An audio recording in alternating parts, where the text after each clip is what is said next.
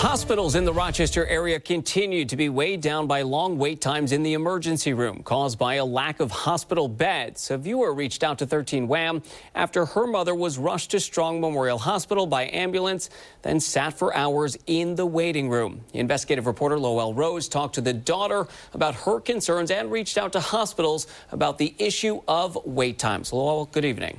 Good evening, Matt. This is an ongoing issue for both URMC and Rochester Regional. In this case, a family waited hours before seeing a doctor. This after their 80-year-old mother fell and injured her head. It's a case that shows the continued strain on hospitals and bed capacity. And there we sat for 7.5 hours. A wait that felt like an eternity in the emergency room at Strong Memorial Hospital. The waiting room turned over and the staff turned over, and we were still sitting there.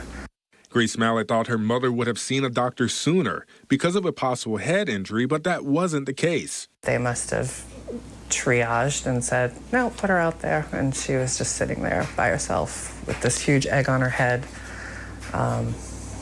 It was just made me want to cry. I felt so bad.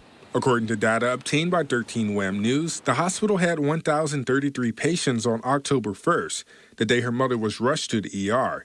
That's 136 more patients than the hospital's 897 bed capacity, likely adding to the longer wait.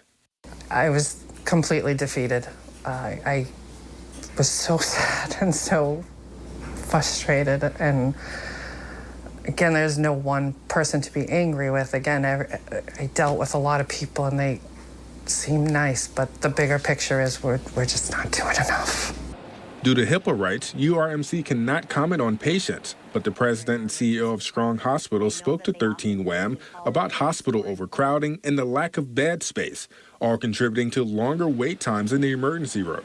Every patient is triaged within about 15 or 30 minutes. That means they are greeted as they sign in by a clinician. And based on that early assessment, they're triaged to have to be seen immediately or can sit in the waiting room. Kathy Perinello says patients are not seen on a first-come, first-served basis. Instead, it's based on the severity of the case. And there are times when the ED is really, really busy and patients do wait a long time.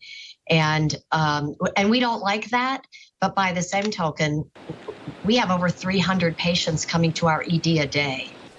One reason for the backlog is some patients who are medically ready to leave the hospital are not discharged until a nursing home bed opens up. So when patients that comes into the hospital through the ED and need to be admitted, they end up staying in the emergency department until the bed's ready.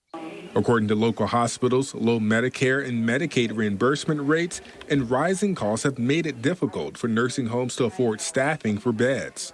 That problem has been going on now for well over a year.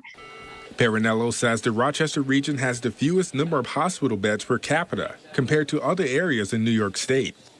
We overfill in our region, and it's true not only of the UR medicine system, it's true across all our hospitals in Rochester. And the problem is not just with URMC. I checked in with Rochester Regional Health and found out it's facing the same challenges at its hospitals.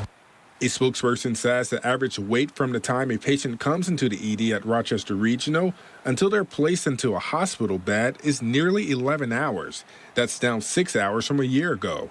According to RRH, the ED has 72 rooms and on average treats 83 patients around the clock.